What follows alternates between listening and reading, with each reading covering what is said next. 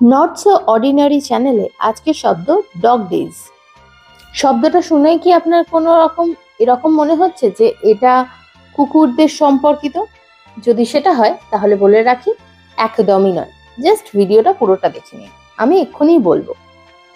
Dog days শব্দটা ব্যবহার করা যায় মেনলি দুটো পারপাসে।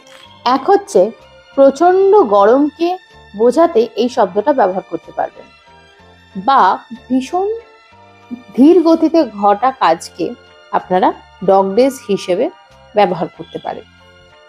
এই নতুন শব্দটা অবশ্যই আপনি আপনার বন্ধুদের সাথে শেয়ার করবেন। আর একটা ছোট্ট দাবি রোজকার মতোই, শব্দটা দিয়ে একটা সুন্দর বাক্য গঠন করে আমাদের কমেন্ট সেকশনে জানাবেন। আর এতদূর যখন এসেই পড়েছেন, তার মানে ভিডিওটা আপনার ভালোই লেগেছে। তাহলে ভিডিওটাতে একটু লাইক করবেন অ্যান্ড চ্যানেলটা সাবস্ক্রাইব করবেন। দেখা হবে আবার কালকে।